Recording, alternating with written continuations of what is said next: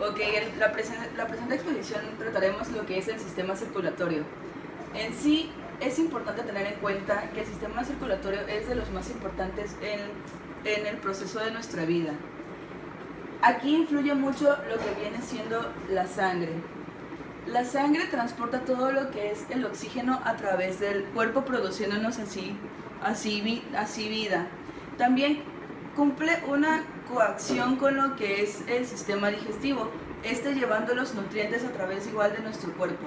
Al final de todo esto, también tiende a desechar ciertos residuos de células tiende a desechar residuos de células cuando ya al final no se necesitan.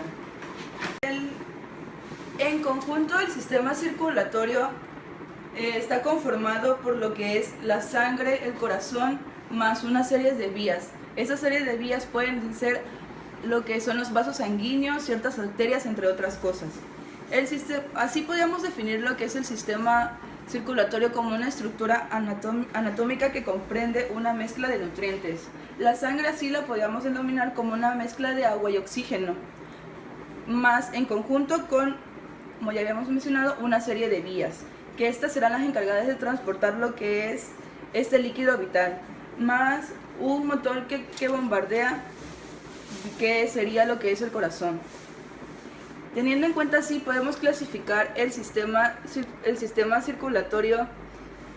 Teniendo así en cuenta, podemos clasificar el sistema circulatorio como dos: el sistema cardiovascular y el sistema linfático. El sistema cardiovascular es el encargado de conducir todo lo que viene siendo la sangre a través de nuestro cuerpo, y el sistema linfático todo lo que es la linfa.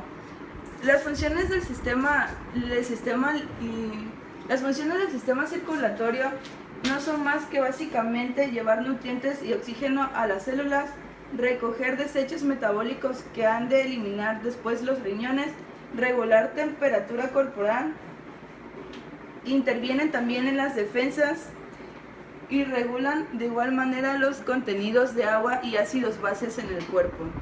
Este tema hablará más profundamente en las siguientes diapositivas que mostrarán mis compañeros. El ser humano hace generalmente entre un 55 a 60% de todo el líquido que tiene en el cuerpo. Fisiológicamente necesita estar absorbiendo sus líquidos al momento de perderlos para poder generar un equilibrio en el organismo. Principalmente todos estos líquidos, tanto intracelular como extracelular, funcionan para realizar procesos metabólicos en el organismo.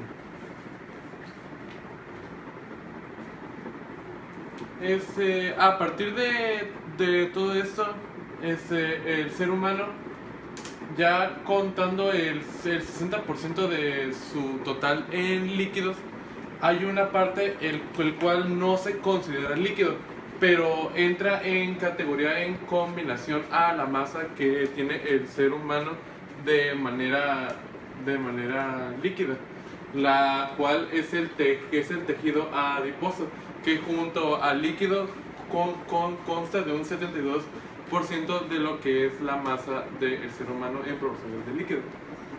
Los líquidos corporales se dividen dentro del organismo en dos compartimentos diferentes: en líquidos extracelulares y líquido intracelular. Como lo dice su nombre, el líquido extracelular es el que se encuentra afuera de las células. El más común son la sangre o los líquidos que se encuentran en los músculos. Y las intracelulares son los que se encuentran dentro de todas las células para realizar las funciones metabólicas de estos. El líquido extracelular tiene varias subdivisiones más separadas entre sí por las membranas. Estos líquidos representan el 37% de los líquidos corporales y se dividen de la siguiente manera: se divide en plasma sanguíneo y en líquido intersticial. El plasma sanguíneo principalmente asciende al 7%, cuya circula por la acción del corazón y constituye la fuente principal de los líquidos solutos para todos los demás compartimientos. En pocas palabras, esta es lo que es la sangre del organismo. Y el líquido intersticial son los compartimentos que bañan a la célula, los cuales forman aproximadamente el 18% del agua corporal. Y por último, el líquido intracelular es el que se encuentra en todas las células vivas del organismo y corresponde al 62.5% del agua corporal. Esta cantidad que es la intracelular, del 60% del líquido que tiene el organismo, 2/3 partes es intracelular, o sea que cuenta con un gran porcentaje de lo que es dentro de la célula, ya que esto va a permitir principalmente las funciones metabólicas de todo el organismo. Bueno, como bien se sabe que el cuerpo humano contiene la mayoría de su formación de agua, generalmente en todo el día o en toda la vida se va perdiendo agua mientras se van realizando actividades físicas o mientras se están ingiriendo otros alimentos o sustancias que van a sustituir este líquido, por lo cual generalmente, depende de la edad, se tiene que estar absorbiendo agua mediante líquidos como lo que es el agua. Aquí se muestra cómo aproximadamente se va perdiendo el agua del organismo. Por ejemplo, por la piel son 1000 mililitros, por la respiración 500 mililitros, por la orina 700 y por las heces de 100 y 200 mililitros. Bueno, ahorita vamos a hablar sobre tipos de circulación. Bueno, el sistema circulatorio efectúa de dos tipos de circulación, que es denominada mayor y menor. Bueno, vamos a empezar con lo que es la circulación mayor. Lo primero que pasa es que la sangre oxigenada en los pulmones llega a lo que es el corazón. De ahí la válvula aórtica abundantemente va hacia lo que es el ventrículo izquierdo, en el cual pasa para ingerir a la arteria aorta. Circulación menor. El trayecto que realiza la sangre es a partir de lo que es la parte de la ventrícula derecho hasta llegar a la aurícula izquierda.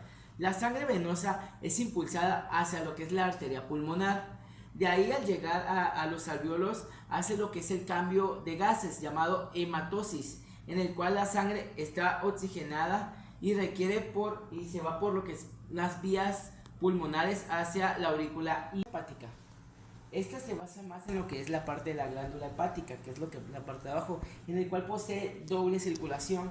Una es donde recibe la sangre, que es de la arteria hepática, y que viene oxigenada de lo que es la vena aorta. La sangre de la arteria hepática y de la vena se mezclan en lo que es la sinusoides hepáticas, que son espacios existentes entre lo que es la hepátices. Recordemos que también una de las funciones es transportar nutrientes, absorberlas desde lo que es la parte del estómago y los intestinos. Circulación coronaria. Esta da origen a lo que es a la arteria aorta, a las arterias coronarias de derecha a izquierda, en el cual son encargadas de irrigar el corazón. La sangre desoxigenada desechada de las células llevadas por la vena coronaria mayor, que lo que hace es que drena la parte anterior del corazón y por lo tanto esta vía interviene. Circulación capilar. Una de las principales funciones de este tipo de circulación es intercambiar oxígenos y nutrientes desde lo que es la parte de la luz capilar hacia el espacio intersticial, es decir, hacia el lugar entre lo que es las células capilares y las arteriolas.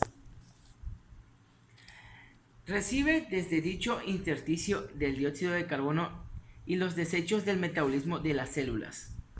Bueno, ahora hablaremos sobre los principios generales de la circulación, que ésta se rige por 3 generalidades. El primero es a partir del gasto cardíaco, que es la suma de los flujos tisulares locales que se da de manera automata, y es donde el corazón reconoce automáticamente la sangre que se regresa, bombeándola hacia las arterias. El segundo es la velocidad del flujo sanguíneo, que esta va en función a las necesidades de cada tejido del organismo, y que participa la micromusculatura, el control hormonal y el control nervioso para la regulación de la circulación. Y el tercero es la presión arterial, que es totalmente independiente del gasto cardíaco y de la velocidad del flujo sanguíneo.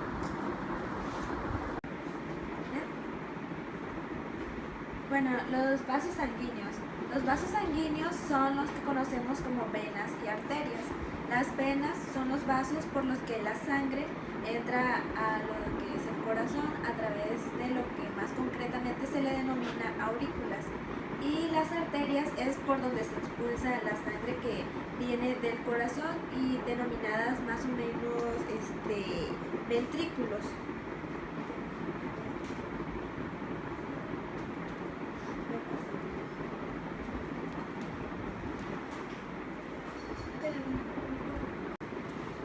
Bueno, los vasos sanguíneos en lo que son los vertebrados, como pueden ser los peces, en los peces la circulación sanguínea está muy estrechamente ligada a lo que es la respiración, siendo los glóbulos rojos y el pigmento que contienen, es decir, la hemoglobina, por donde van a ir distribuyendo el oxígeno en todo el cuerpo.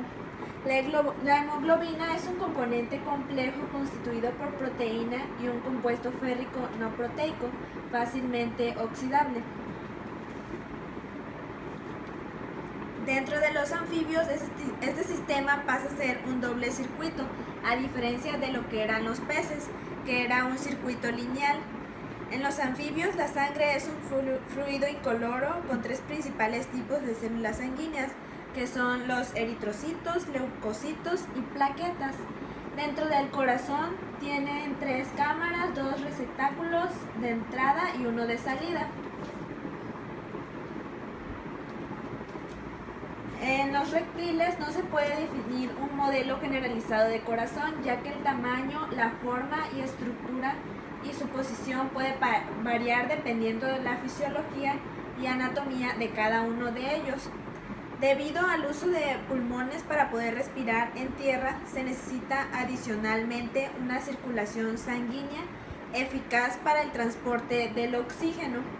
El desarrollo de esta circulación lleva consigo cambios en la estructura del corazón para adaptarse a los nuevos hábitats, además de toda la red de las venas y las arterias, que son los demás vasos sanguíneos.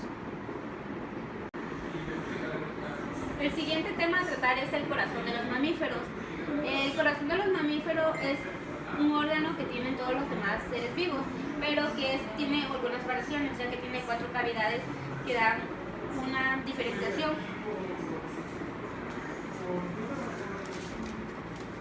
Primero hablaremos sobre su sistema circulatorio. El sistema circulatorio en animales, como los mamíferos, incluye tanto el sistema cardiovascular, que es un sistema cerrado, como el sistema linfático, que es un sistema abierto, y unidireccional. ¿Qué quiere decir con unidireccional? Que va en ambos sentidos. El aparato circulatorio de los mamíferos tiene como líquido la sangre, tuberías que son los vasos sanguíneos y una bomba que es el corazón. Estos tienen una aurícula izquierda, una aurícula derecha, el ventrículo derecho y el ventrículo izquierdo. Esas son las 4 cavidades que tienen, y el corazón se encuentra en una parte mucho posterior que en los humanos.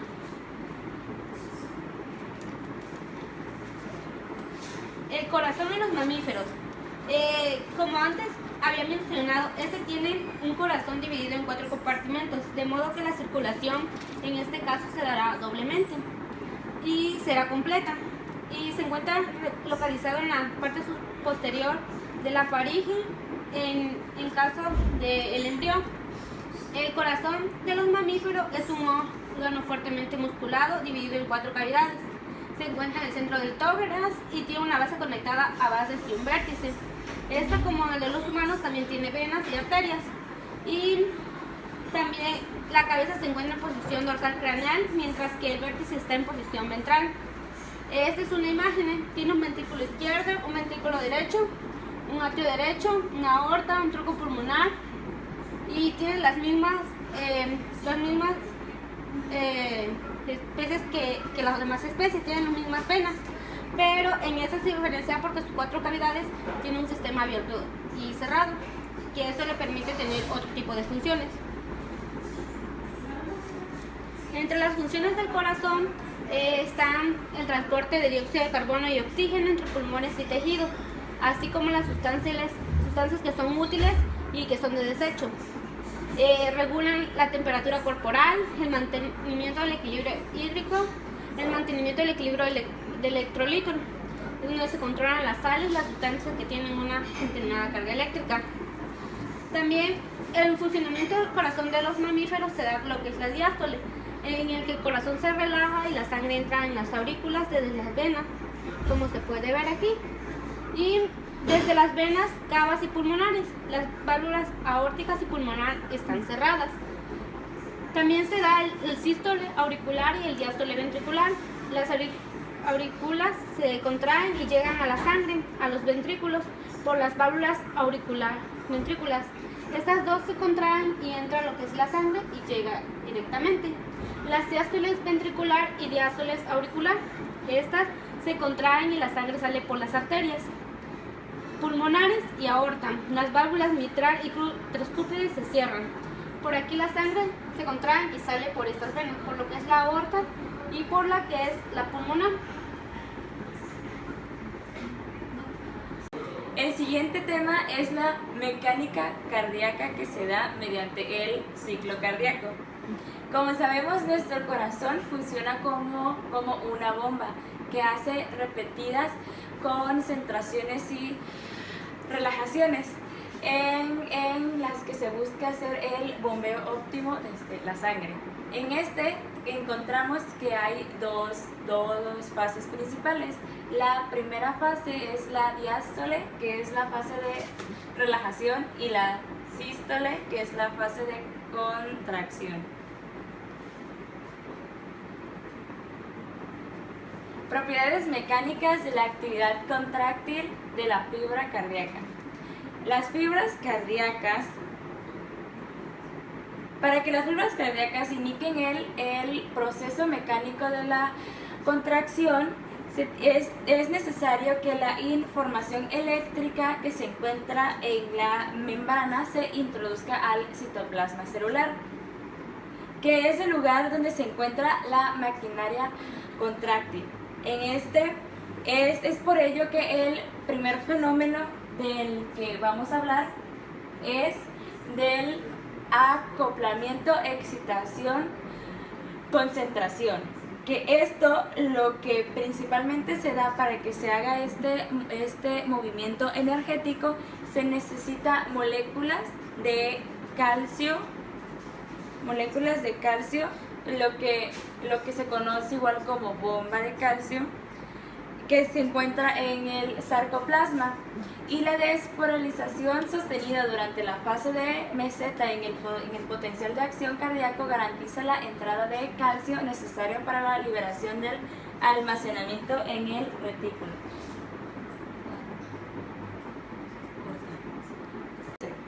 Respuesta contráctil, el músculo cardíaco. La prolongada duración del potencial de acción tiene como consecuencia que la fase contráctil coincida temporalmente con la membrana en situación de despolarización. El pico de tensión se alcanza antes de la terminación del periodo refractario absoluto, y cuando acaba este periodo, el músculo se encuentra en la mitad de su relajación. Puede observarse, por lo tanto, que hay un estrecho solapamiento entre dos fenómenos. Estos son el electrocardiograma y el potencial de la membrana de la célula ventricular, que es todo el proceso que vemos aquí, junto con esto. Aquí está la concentración, tensión y esta es la fase final.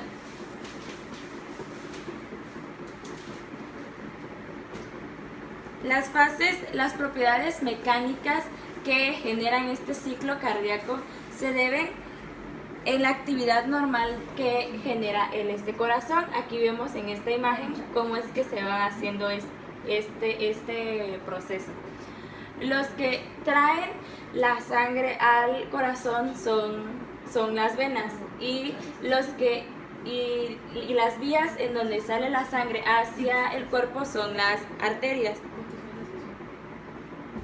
En la actividad normal del corazón, la distensión que presentan las fibras musculares viene dada por el grado de llenado que tienen las cavidades cardíacas, que son estas 4 cavidades.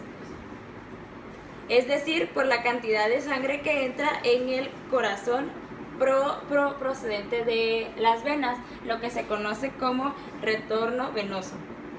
A medida que se va cargando el corazón con volúmenes grandes de sangre, este hace que las fibras tengan un grado muy alto de distensión y responderán con una fuerza contráctil más altas. Es por eso que esta es la función principal que hace corazón para que pueda bombear toda la sangre que hay en nuestro cuerpo. Las células cardíacas tienen un metabolismo fuertemente aerobio, o sea que necesitan concentraciones de oxígeno, que les garantiza un adecuado soporte de ATP. Para ello contienen muchas mitocondrias y mioglobinas, la cual les proporcionará lo que vemos, que por eso la sangre tiene color rojo. Si se compromete por cualquier alteración el suministro de sangre y oxígeno a las fibras, su capacidad de supervivencia disminuye. Ahora veamos cuáles son las fases del ciclo cardíaco. La fase del ciclo cardíaco consta con 3: la fase inicial de la diástole, la fase de sístole y la fase inicial y media de diástole.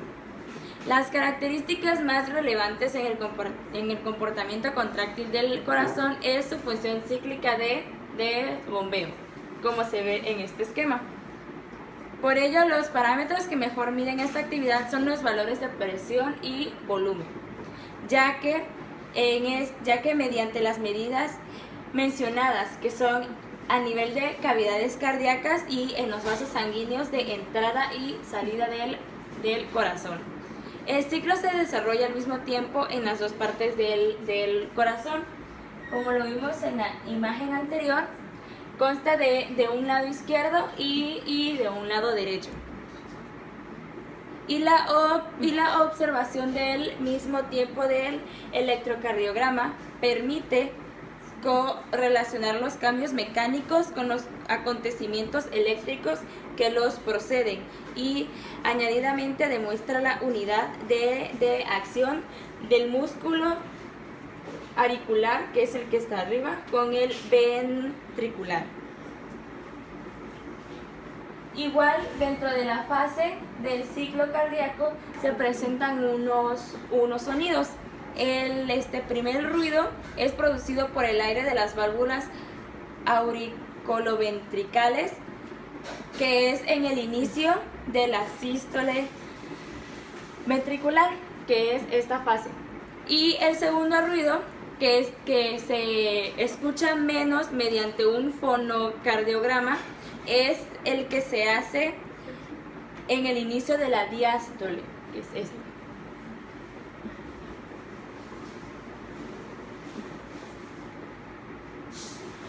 Curva, presión, volumen o trabajo cardíaco. La función básica del corazón es su papel de bomba, y sus propiedades contráctiles pueden apreciarse mejor en la relación existente entre la presión desarrollada al contraerse y el volumen de sangre que proyecta el árbol circulatorio. Aquí vemos esta imagen que muestra la presión ventricular en milímetros de mercurio junto con el volumen del mismo en milímetros. Puede observarse cómo se hace el recorrido desde la sangre, en donde se va de A, B, C, D, A y pues así. Donde la A y B se produce el llenado del ventrículo durante la diástole, que es la primera fase. De ahí, de C y D se produce, de B y C se desarrolla la fase de contracción ventricular isovolumétrica, y de C a D se produce la fase sistólica de eyección, y ya a lo último, de la D y la A se realiza la fase diastólica de relajación. Las curvas para el ventrículo derecho e izquierdo son iguales, aunque los valores de presión en el izquierdo son más elevadas, y es lo que vemos en esta imagen. Aquí está la concentración isovolumétrica, donde se hace la contracción, que es de B y C, y la relajación que se da de D y A. Yo les voy a exponer sobre control humoral y nervioso. La principal función es que todo organismo esté irradiado por el flujo del torrente sanguíneo, vasos y capilares. Se miden en dos fuerzas: vasodilatación y vasoconstricción. Vasodilatación es el aumento de un vaso por la relajación de las fibras musculares, y vasoconstricción es lo contrario, la disminución por la contracción de las vías, no de las fibras musculares. La regulación del sistema vascular se realiza básicamente sobre el músculo liso vascular y más concretamente sobre el músculo liso de las arteriolas. Dentro de este aparato se engloban aquellas sustancias formadas por glándulas específicas transportadas por la sangre, que se pueden clasificar en dos tipos: vasoconstrictoras y vasodilatadoras. Como anteriormente ya les había dicho en qué consiste cada una. En el caso de las vasoconstrictoras se encuentran la noradrenalina y la adrenalina,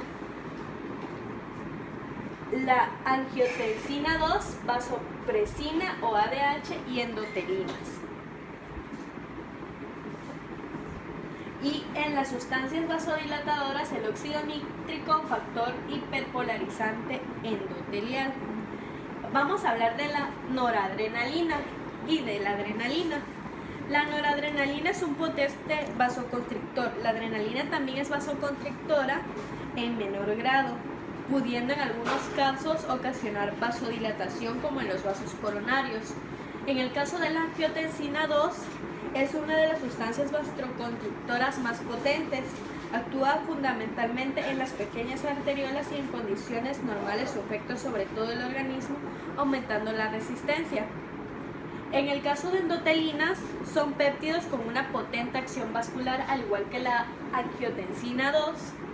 Actúan de una forma autocrina, paracrina. Sus células diana preferentes son las fibras musculares lisas subendoteliales. En el caso de las sustancias vasodilatadoras, en el óxido nítrico causan vasodilatación por relajación del músculo liso.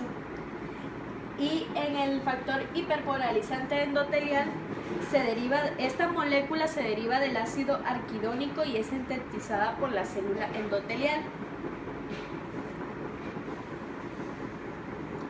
Control nervioso. Nos explica que todas las acciones están mediadas por el sistema nervioso.